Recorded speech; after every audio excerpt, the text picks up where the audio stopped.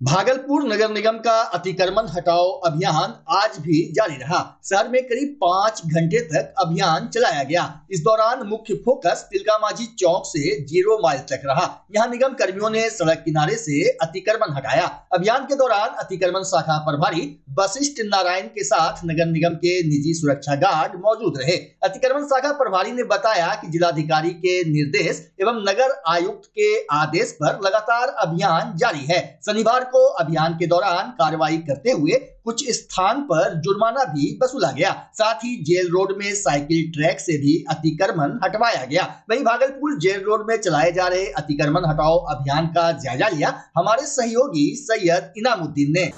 Smart city Bhagalpur में अतिक्रमण की समस्या नासूर बनती जा रही है।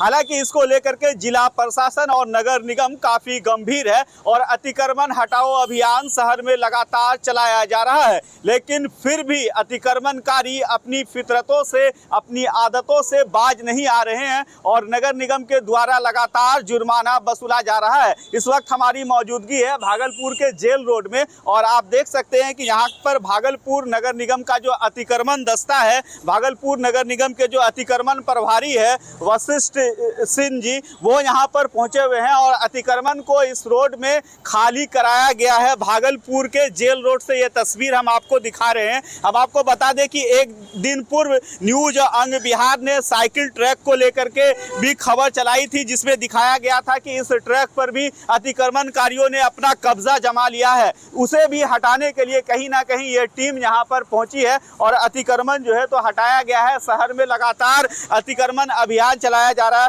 खुद यहाँ पर प्रभारी मौजूद है, उनसे भी जरा पूछ लेते हैं। सर बताइएगा किस तरह का अभियान चला रहे हैं लगातार? जिला प्रशासन के आदेशानुसार जी अतिक्रमण हटाया जा रहा है। प्रत्येक दिन जुर्माना लिया जा रहा है एवं अतिक्रमण पूर्ण रूपेण हटाया। जो लोग फिर से अतिक्रमण कर देते हैं उसके ऊपर में क्या कार्रवाई करते हैं? संबंधित थाना को आदेश दिया हुआ है कि उससे FIR करते हुए कानूनी कार्रवाई। क्या नाम हुआ सर आपका? वशिष्ठ कुमार चौधरी, नगर निगम भागलपुर अतिक्रमण शाखा प्रभारी। तो अतिक्रमण शाखा प्रभारी ने बताया कि जो लोग दोबारा अतिक्रमण करते हैं उसके ऊपर में प्राथमिकी भी दर्ज कराई जाती है और पहले भी इस तरह की कार्रवाई की जा चुकी है और लगातार कई 68 FIR शहर में अब तक हो चुका है। अतिक्रमण प्रभारी हाँ क्या बता, आगे भी होते रहेगा। इस तरह का अगर किया अतिक्रमण तो आगे भी FIR संबंधित थानों में होते रहे। शहर में कितना अतिक्रमण ये FIR हुआ है सर? 68 गो FIR हुआ है 3 थानों में मिला के। अब फिर प्लान है कि सोमवार से फिर FIR चालू होगा सब पे। तो इस तरह से कह सकते हैं कि नगर निगम की एक बड़ी कार्रवाई है, अतिक्रमण शाखा के द्वारा एक बड़ी कार्रवाई शहर में की जा रही है। 68 लोगों पर FIR दर्ज अभी तक कराया जा चुका है और पूरी तरह से अतिक्रमण मुक्त कराने की दिशा में एक पहल की गई है। लगातार यह अभियान चलाया जा रहा है। आप बने रहे न्यूज अंग बिहार के साथ। मैं सैयद इनामुद्दीन, भागलपुर।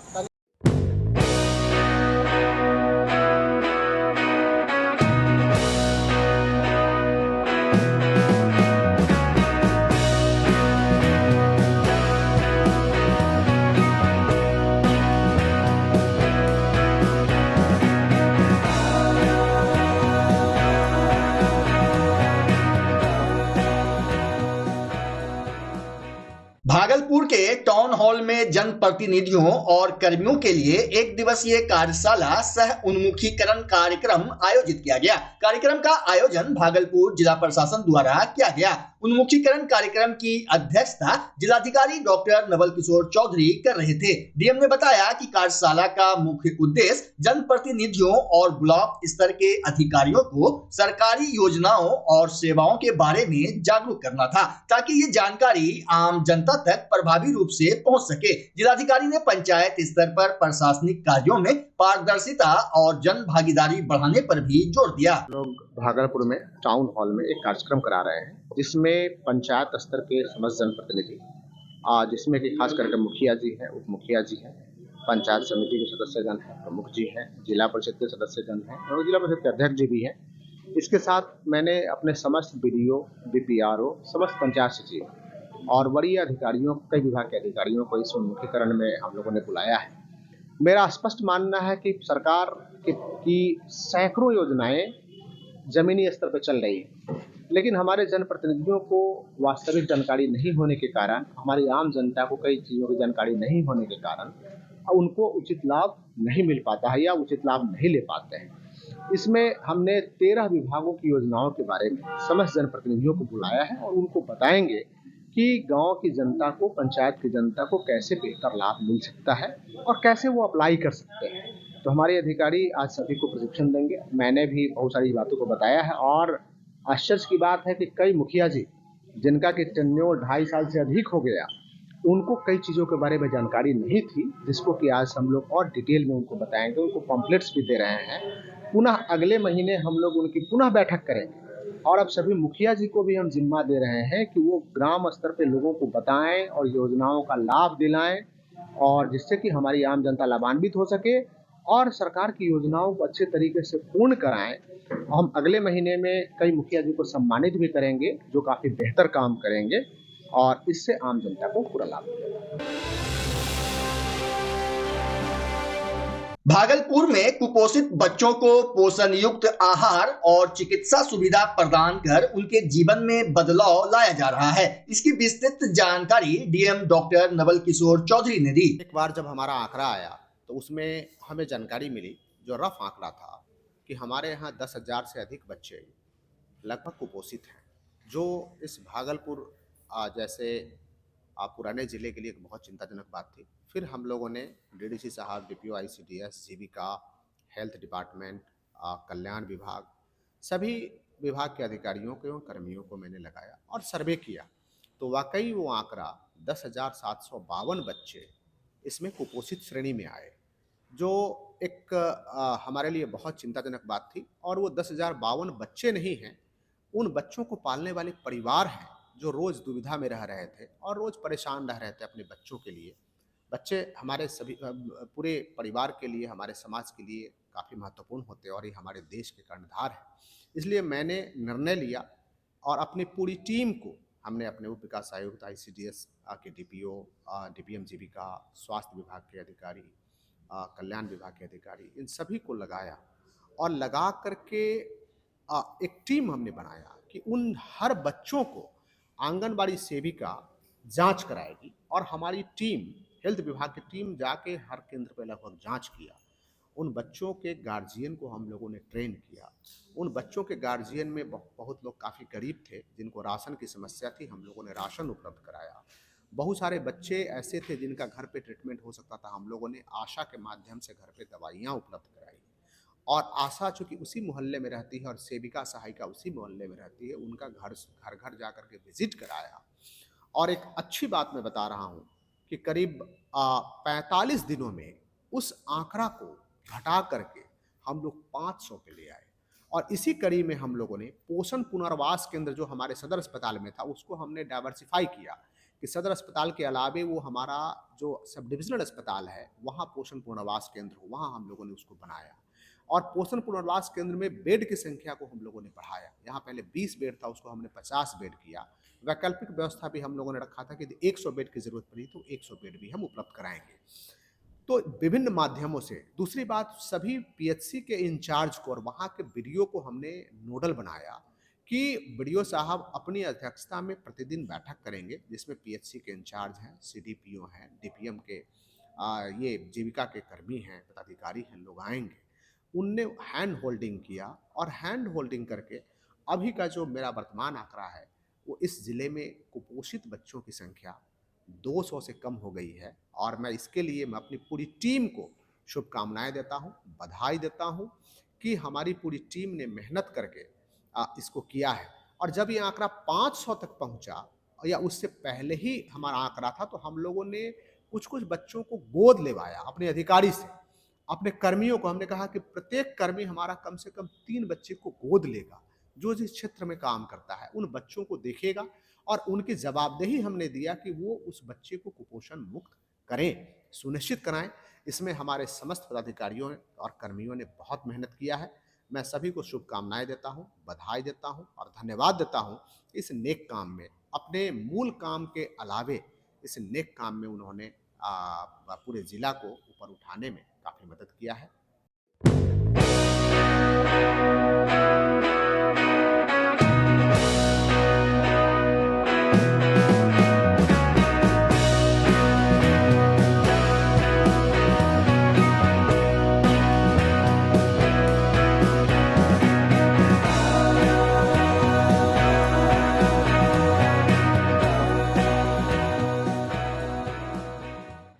आजकल के बच्चों में हुनर और प्रतिभा की कमी नहीं है। वहीं स्कूल में शिक्षा का स्तर गुणवत्तापूर्ण हो तो स्टूडेंट्स का हौसला और बुलंद हो जाता है, जिसे आज साबित कर दिखाया है साइंस एग्जीबिशन में हिस्सा लेने वाले छात्र छात्राओं ने। अलग अलग विषयों पर बेहतरीन साइंस प्रदर्शनी कर बच्चों ने खूब वाहवाही बटोरी। बच्चों के प्रदर्शनी को देख सभी ने तारीफ की, जबकि बच्चों ने भी एक दूसरे के मॉडल को देखकर काफी कुछ सीखा।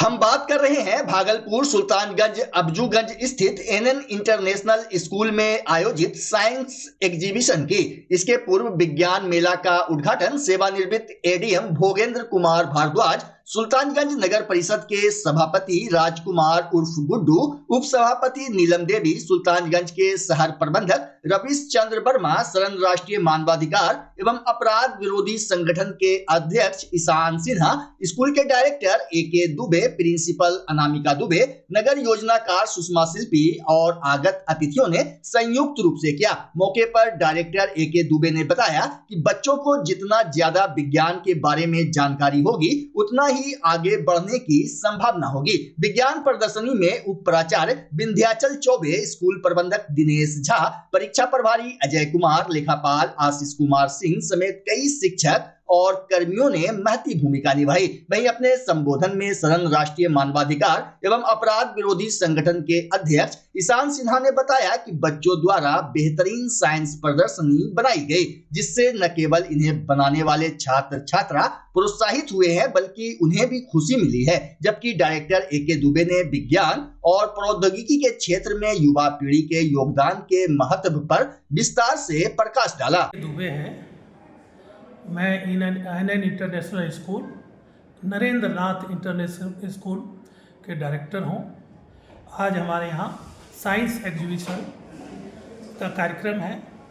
बच्चों द्वारा बहुत ही सुंदर और आकर्षण और ज्ञानवर्धन कार्यक्रम किया गया और बच्चों के भविष्य के लिए बहुत शुभकामनाएं देता हूं और पूरी टीम को शुभकामनाएं देता हूं।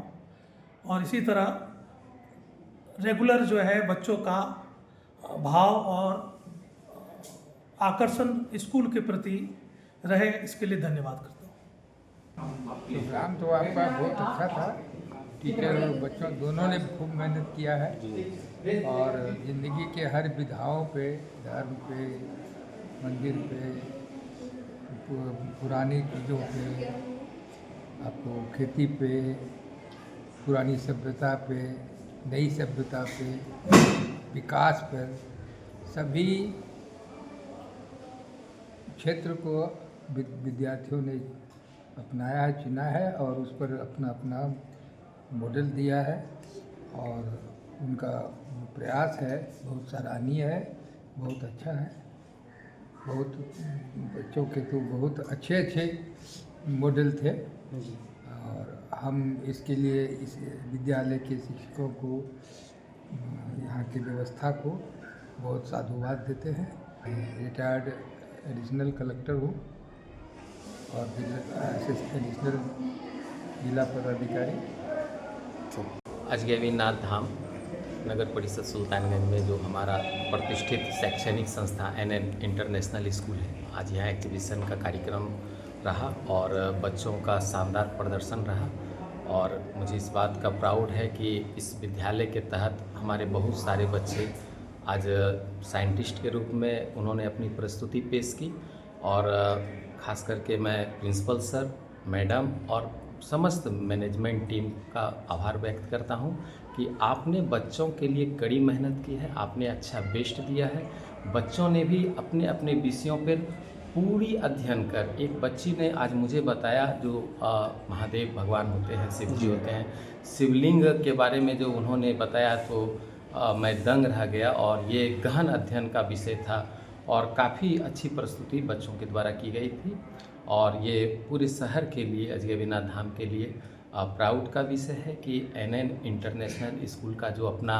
कैंपस है, इंफ्रास्ट्रक्चर है और यहाँ प्रिंसिपल सर, मैडम के द्वारा जितने भी टीचर अपॉइंट किए गए हैं, सबों ने अपना अपना बेस्ट बच्चों के लिए किया है और बच्चों ने भी काफ़ी मेहनत की है। सर अपना परिचय दीजिए। मेरा नाम राजकुमार गुड्डू, मुख्य पार्षद नगर परिषद अचकेवीनाथ धाम सुल्तानगंज। स्कूल के संस्थापक, इंटरनेशनल स्कूल के संस्थापक, प्रधानाध्यापक एवं प्रिंसिपल मैम, मैं तीनों को हृदय की अनंत गहराइयों से, साथ ही साथ यहाँ काम कर रहे हर एक शिक्षक को हृदय की अनंत गहराइयों से धन्यवाद देना चाहता हूँ। साइंस एग्जीबिशन का ये प्रोग्राम जिस प्रकार से, जिस उमंग के साथ और जिस क्वालिटी कंट्रोल के साथ चीज़ें बनाई गई हैं बच्चों के द्वारा, ये अपने आप में आशा से अधिक एक्सप्लेनेशन करना, आशा से अधिक मेरे हिसाब से हो गया है। साथ ही साथ साइंस के क्षेत्र में इस स्कूल ने जो एक बहुत ही शानदार तरीके का एक कार्यक्रम स्थापित किया है और बहुत ही आगे ले जाने वाला ये कार्यक्रम है। साथ ही साथ मैं यहाँ के तमाम बच्चों को अपनी मेहनत के लिए धन्यवाद ज्ञापन करता हूँ। Thank you. मेरा नाम गौरव कुमार है और मैं सत्यम संस्थान में गणित पढ़ाने का कार्य करता हूँ। धन्यवाद। मैं राजेश कुमार भागलपुर सत्यम +2 स्कूल से आया हूँ। यहाँ NN इंटरनेशनल स्कूल में जो बच्चों की प्रतिभा को देख के आज जो बयां करना चाहता हूँ मैं आप लोग के साथ बतलाता हूँ, क्योंकि अंग विहार हमारे साथ है, वो सच के साथ है और सच में बतला रहा हूँ कि इनकी प्रतिभा देखकर एक बार मन में फिर से अपने वो पुराने दौर याद आ जाते हैं जब हम लोग भी एजुकेशन के साथ किस तरह जुड़े हुए थे और एजुकेशन को किस तरह इन्होंने जो पाया है वो प्रदर्शित करके दिखाया है। जो पिछले दिनों से बच्चों का 4 से 5 दिनों का जो मेहनत इनके पीछे साइंस एग्जीबिशन के लिए जो उन्होंने लगा रखा है वो काबिले तारीफ है। इसकी जितनी प्रशंसा की जाए वो कम है। यह दिखाता है कि स्कूल के जो शिक्षकगण हैं वो कितनी तन्मयता से, लगनशीलता से बच्चों के साथ काम कर रहे हैं। इनके द्वारा किया गया एक एक प्रोजेक्ट जो उनका उनके सोच को, उनके कॉन्सेप्ट को और उनके एजुकेशन के लेवल को दिखाता है। ये अन्य बच्चों से इनको कैसे भिन्न बनाता है, कैसे आगे बढ़ाता है, यह यहाँ के आपको साफ साफ दिखलाई पड़ता है। मैं राजेश कुमार पूरी NN इंटरनेशनल स्कूल की टीम को बधाई देना चाहता हूँ कि आप बच्चों की प्रतिभा को दिन प्रतिदिन बढ़ा रहे हैं और बढ़ाते रहें। यही शुभकामना है, यही मेरा कामना है। धन्यवाद। पहले धन्यवाद देना चाहूँगा NN इंटरनेशनल के सभी परिवार को। मैं सभी प्रोग्राम, जितने भी प्रोग्राम अभी तक हुए हैं साइंस एग्जीबिशन को लेकर, सबको अटेंड किया है और आप यकीन मानिए 8-9 सालों में मैंने ये चीज़ यहाँ पर देखा कि साइंस के प्रति लोगों की जागरूकता इतनी अच्छी हो गई, बच्चे का कॉन्सेप्ट इतना अच्छा डेवलप कर गया। ये काबिल तारीफ चीज़ है। अगर 8, 9, 10 में बच्चे का कॉन्सेप्ट क्लियर हो, साइंस के प्रति रुझान अच्छा हो, तो उसका भविष्य अच्छा होगा। हम बार बार इस स्कूल को धन्यवाद इसलिए देना चाहते हैं क्योंकि अगर आप साइंस की नींव रखते हैं तो फ्यूचर उसका अच्छा होता है। क्योंकि अभी जो दौर है उस दौर में बच्चे पढ़ने से भागते हैं और यहाँ डेमोन्स्ट्रेशन करके दिखा रहे हैं, और जब हम उनसे पूछते हैं कि ऐसा क्यों हुआ तो उसका एक्सप्लेनेशन इतना अच्छा देते हैं कि मन गदगद हो जाता है। इसलिए हम सभी NN इंटरनेशनल परिवार के सभी लोगों को कोटि कोटि धन्यवाद देते हैं कि आपने सुल्तानगंज में जो अलग जगाया है एजुकेशन का, वो काबिले तारीफ है। एक बार फिर से धन्यवाद देता हूँ। मैं राजेश कुमार, सत्यम वेव, भागलपुर से। बिहार को पौराणिक काल में शिक्षा जगत के लिए जाना जाता था क्योंकि यहाँ नालंदा और विक्रमशिला जैसे विश्वविद्यालय रहे हैं। वर्तमान समय में भी यहाँ की पढ़ाई, प्रतिभा और हुनर का कोई सानी नहीं है। हाल के दिनों में प्राइवेट सेक्टर भी शिक्षा के क्षेत्र में एक अलग पहचान देने का प्रयास कर रहा है। इसी कड़ी में बिहार के पटना स्थित Cambridge international school hostel facilities के साथ बनकर तैयार है, जिसकी विस्तृत जानकारी आज भागलपुर DPS स्कूल की प्रिंसिपल डॉक्टर अरुणिमा चक्रवर्ती ने प्रेस कॉन्फ्रेंस कर दी। Good evening. आज का प्रेस कॉन्फ्रेंस इसीलिए है क्योंकि हमारा न्यू स्कूल लॉन्च हो रहा है, कैम्ब्रिज इंटरनेशनल स्कूल, और ये स्कूल गौरी चक पटना में स्थित है। इस स्कूल के MU वगैरह सारा जो वर्क और सब हो चुका है। कैम्ब्रिज इंटरनेशनल स्कूल हमारे जो प्रो वाइस चेयरमैन है, जो एक एजुकेशनिस्ट है, मिस्टर राजेश कुमार श्रीवास्तव सर, तो उनको गवर्नमेंट की तरफ से ही has been given the authorization to have this, so it is registered under his name. और ये स्कूल प्री नर्सरी से लेके अभी हम क्लास 7 तक करेंगे, उसके बाद नेक्स्ट ईयर ऑनवर्ड्स हम क्लास 8 ऑनवर्ड्स करेंगे, बट इस ईयर फर्स्ट ईयर में हम प्री नर्सरी से लेके क्लास 7 तक करेंगे। 7 के बाद वो बच्चे फिर जो बच्चे पढ़ रहे हैं वो कहाँ हैं? नहीं, वो नेक्स्ट ईयर 8 हो जाएगा। हो जाएगा। हाँ हाँ। ठीक है। सिलेबस क्या रहेगा? सीबीएसई सिलेबस हमारा सीबीएसई है। टेक्निकली क्या और ज़्यादा अपग्रेड मिलेगा बच्चों को? बच्चे को देखिए एडुकेशन ये मानते हैं, हम मानते हैं कि स्कूल में बच्चे जाते हैं पढ़ने के लिए, वो आ जाते हैं। तो एक तो है उनका एकेडमिक डेवलपमेंट होता है, बट आज के जो ग्लोबल सिनारियो है उसमें खाली एकेडमिक डेवलपमेंट्स नहीं होगा। एक बच्चा जब स्कूल में जाता है उसको ये फील होना चाहिए कि आई एम वैल्यूड हियर, मैं यहाँ पे इंस्पायर्ड हूँ, मैं यहाँ पे मेरे सपोर्ट है स्कूल सिस्टम का, वो ये स्कूल ज़रूर देगा बच्चों को। इसमें हम टेक्नोलॉजी भी रखेंगे, वैल्यू सिस्टम भी रखेंगे, development of the entire the holistic development of the child होगी यहाँ पे। कितना डिस्टेंस होगा आपका पटना टाउन से, भागलपुर से, और इसके ऑफिसेस कहाँ कहाँ होंगे? मान लीजिए किसी बच्चे गार्जियन का होगा, हमको वहाँ बच्चा को भेजना है तो भागलपुर का, तो कैसे यहाँ से संपर्क करें? फिलहाल वो पटना में ही हमारे ऑफिस है, ठीक है। भागलपुर में भी हम लोग ब्रांचेस खोलेंगे for admission to that school, but basically हम स्टार्ट कर रहे हैं पटना से। सो ये पटना में ही इनकी रजिस्टर्ड ऑफिस है। एडमिशन के लिए कोई मापदंड? हमारे जैसे ही होता है फाउंडेशन के बच्चों तक हम इंटरेक्शन बच्चों से करेंगे, उनके पेरेंट्स के साथ करेंगे। फाउंडेशन मतलब प्री नर्सरी से लेकर क्लास 2 तक। उसके आगे हमारे एक एंट्रेंस टेस्ट होगी और एंट्रेंस टेस्ट के थ्रू ही हम बच्चे के एडमिशन्स करेंगे। नामांकन के लिए कुछ नियम शर्तें भी हैं? हाँ, जो हमारे सीबीएसई नॉर्म्स एंड रेगुलेशंस के हिसाब से है, जो एज लिमिट है उसी से होगा, और प्री नर्सरी से ही होगा। ये खाली नर्सरी प्रेप से नहीं होगा, प्री नर्सरी, नर्सरी प्रेप, फिर क्लास 1-2 ये फाउंडेशन है। इसके लिए हमारा बच्चों के साथ इंटरेक्शन होता है, प्लेफुल वे पे हम बच्चों को एसेस करते हैं और उनके पेरेंट्स के साथ इंटरेक्शन करते हैं। गरीब बच्चे इसका फ़ायदा कैसे ले सकते हैं? ऑब्वियसली उसके लिए भी हम रखे हैं। आज तो आप कल जानते हैं राइट टू एजुकेशन क्या है, उनके लिए भी एक होता है, परसेंटेज होता है, वो भी उसमें पढ़ाई करते हैं। वो तो हर स्कूल्स में। बिल्डिंग अपनी है आपकी, हायर किया? नहीं, बिल्डिंग अब हमने हायर किया है। ये बिल्डिंग हमने लैंड को भी स्काउट किया है। लैंड इससे 10-15 मिनट की दूरी पे है और 1 साल के अंदर हम लोग वहाँ शिफ्ट करेंगे अपने बिल्डिंग बनने के बाद। कहाँ पर स्थित है? ये गौरी चौक पटना में है। आप देख सकेंगे, उसमें मैंने गूगल लोकेशन भी डाल के। ये पटना गया हो? जी जी जी। एनटीपीसी से 5 मिनट्स to 10 मिनट्स।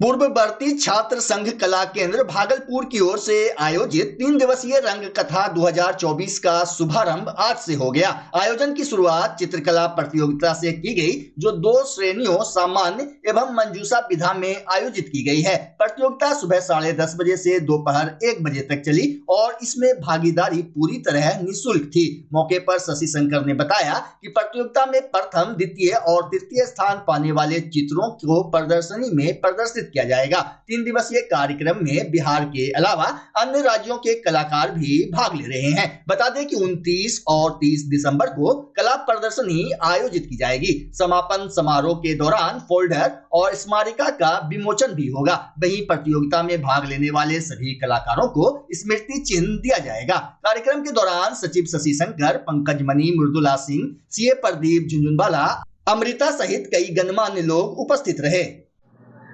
कला केंद्र के एल्युमिनी पूर्ववर्ती छात्रों का ये कार्यक्रम है। रंग कथा 2019 में बना था और ये रंग कथा का दूसरा कार्यक्रम है। हम लोग मिलकर यहाँ पर पेंटिंग, फोटोग्राफी, हस्तकला, मूर्तिकला, क्राफ्ट वर्क, इन सारी चीज़ों का प्रदर्शनी यहाँ पर लगाए हैं और ये प्रदर्शनी 30 तारीख तक चलेगी और 30 को शाम में इसका समापन होगा। आज बच्चों का सुबह में ड्राइंग कंपटीशन अभी चल ही रहा है और इनमें से जो बच्चे पुरस्कृत होंगे उनकी पेंटिंग भी प्रदर्शनी में लगेगी। और ये जो आप देख रहे हैं पूरे कैंपस में जो ये पेंटिंग लगा हुआ है, ये हमारे यहाँ के एलुमनी हैं अनिल सर जी, सेंट जोसेफ में टीचर रहे हैं, आर्ट टीचर, उन्हीं का ये पेंटिंग है और इनको हम लोग एग्जिबिट किए हैं यहाँ पर पूरे मैदान में। ये पेंटिंग 100 मीटर से ज़्यादा पर बना हुआ है और कैनवास पर बना हुआ है। तो मुझे आशा है कि आप लोग यहाँ पर आएँ और देखें कि पेंटिंग जो लगी है वो कैसी पेंटिंग है, क्या काम हो रहा है कला केंद्र में। परिचय बता दो आप। मेरा नाम शशि शंकर है और मैं पूर्ववर्ती छात्र संघ का सचिव हूँ।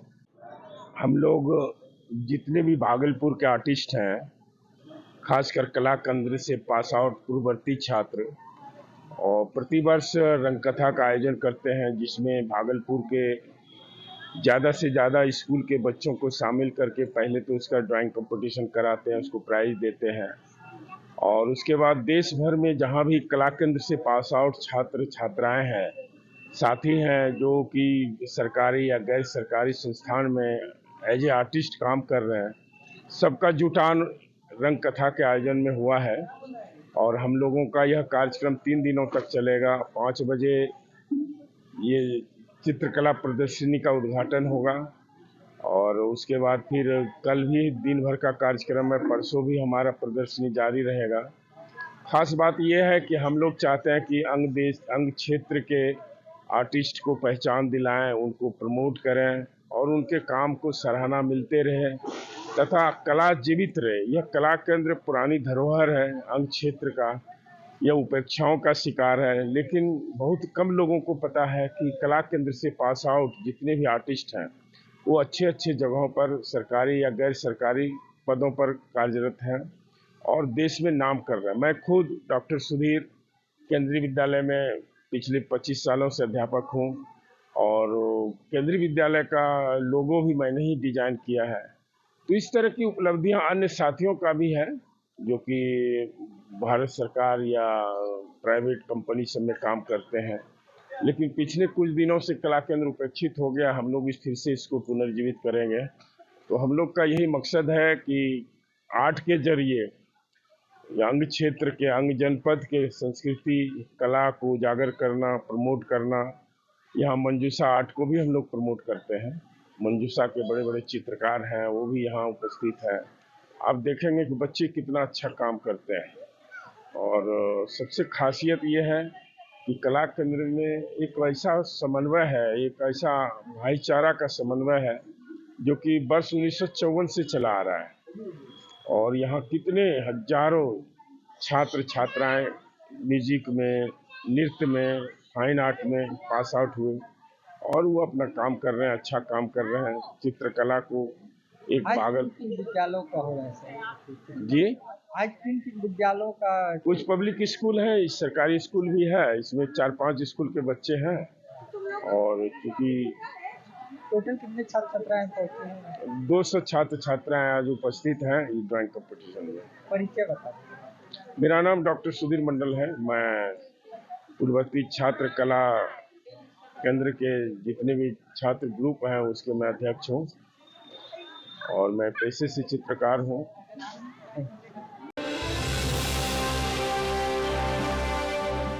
बच्चा जब जन्म लेता है तो कई बार बच्चा तुरंत नहीं रोता है, रोने में देर हो जाता है। ऐसे में बच्चा क्षतिग्रस्त हो जाता है और उसके बचने की संभावना कम हो जाती है और यदि बचा तो भविष्य में उसमें विकलांगता की समस्या आती है जिसे सीपी कहते हैं, जिसका कोई माकूल इलाज नहीं है और ज़िंदगी भर बच्चा विकलांगता से जूझ सकता है। ऐसे में पूरे संसार में कूलिंग थेरेपी का सहारा लिया जाता है। जन्म से ठीक 6 घंटा के अंदर यदि उसको कूलिंग थेरेपी दिया जाए तो उससे उसका सीपी की समस्या कम होती है और बचने की भी संभावना बढ़ती है। पहली बार बिहार झारखंड में आपके शहर के स्नेह नवजात शिशु बाल सेवा केंद्र में यह मशीन उपलब्ध है। कभी भी ऐसी बात हो कि बच्चा रोने में विलम्ब हो गया तो आप स्नेह नवजात शिशु बाल सेवा केंद्र में जरूर संपर्क करें।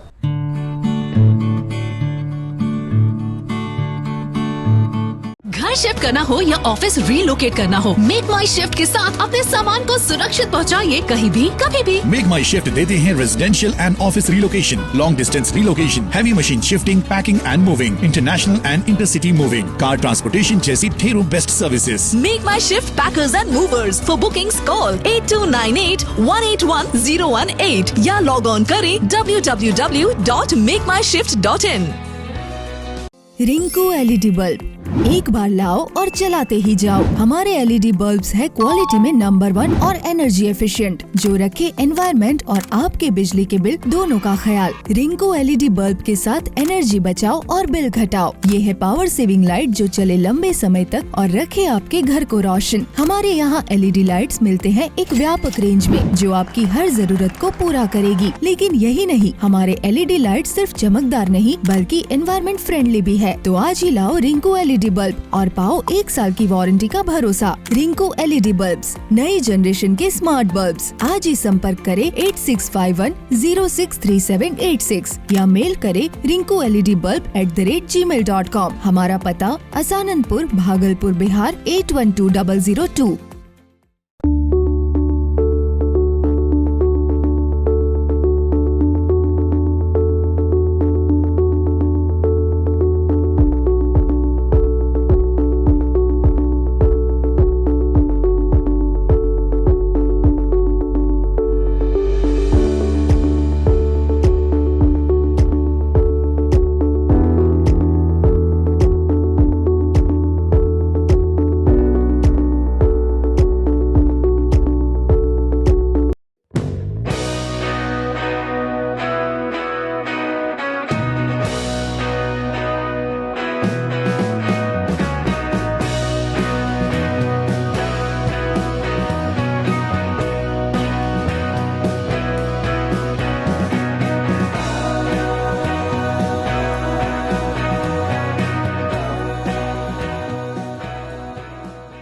भागलपुर गांधी शांति प्रतिष्ठान केंद्र में पूर्व प्रधानमंत्री डॉक्टर मनमोहन सिंह की स्मृति में श्रद्धांजलि सभा का आयोजन किया गया। इस अवसर पर विभिन्न क्षेत्रों के प्रतिष्ठित व्यक्तित्वों ने उनकी सादगी, शुचिता और देश के प्रति योगदान को याद किया। कार्यक्रम के दौरान पूर्व प्रधानमंत्री डॉक्टर मनमोहन सिंह को एक कुशल राजनीतिज्ञ और अर्थशास्त्री के रूप में सराहा गया। प्रतिष्ठान केंद्र भागलपुर की ओर से भारत के भूतपूर्व प्रधानमंत्री, प्रसिद्ध अर्थशास्त्री डॉक्टर मनमोहन सिंह के आकस्मिक निधन पर शोक सभा और का आयोजन किया गया।